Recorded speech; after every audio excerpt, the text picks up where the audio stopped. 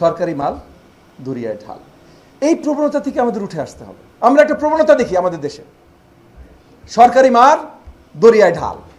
আমি জানি শুনতে খারাপ লাগে, কিন্তু সরকারি মাল দরিয়ায় ঢাল। কারণ এগেন আমি ঢাকা বিশ্ববিদ্যালয় নিয়ে বেশি কথা বললে আবার যে ভাইরালিটির একটা ইসে আছে, তো আমি একটু কম কথা বলবো।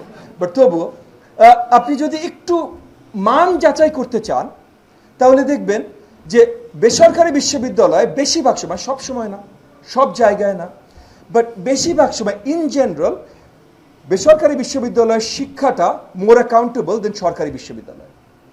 অ্যাভারেজ একজন শিক্ষার্থীকে যদি আপনি ধরেন বেসরকারি ভার্সেস সরকারি, আপনি দেখবেন বেসরকারির আরও বেশি জেনে পড়াশোনা করে বেরিয়েছে।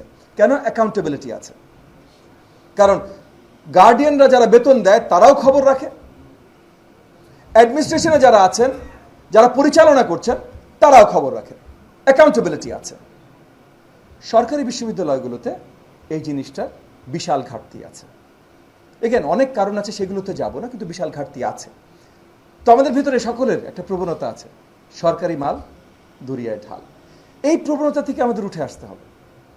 কারণ সরকারি মাল কার? আমাদের না?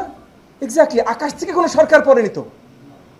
ইদার আপনারা ট্যাক্স দিচ্ছেন, যেটা নিয়ে আপনারা কমপ্লেনও করছেন, আবার অনেকে দিচ্ছেনও না, সেটা ভিন্ন কথা, সেটাতে পরে আসবে। বা আপনাদের নামে ঋণ নেওয়া হচ্ছে, পুরাটাই কিন্তু আপনারা।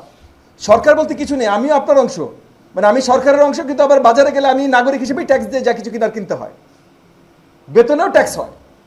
সো আমরা সবাই নাগরিক, সরকারের অংশ কয়েকজন হতে পারি, সবাই নাগরিক, এবং এই নাগরিকদেরই সরকার।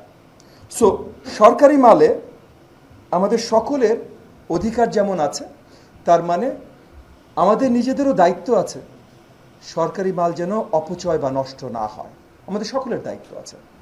সরকারি পরিচালনায় যারা আছে তাদেরকে জবাবদিহি করেন, তাদেরকে ধরেন, এই এমপি এটা কেন হলো, এই চেয়ারম্যান এটা কেন হলো, এই মন্ত্রী এটা কেন হলো, আর একটু সুন্দর করে বলেন, বাট বেসিক পয়েন্টটা, প্রিন্সিপালটা এটাই, হ্যাঁ এটা কেন হলো, এটা আপনারা বলেন। তবে নিজেরাও খেয়াল রাখেন, কারণ সরকারি মাল মানে আপনাদের মাল।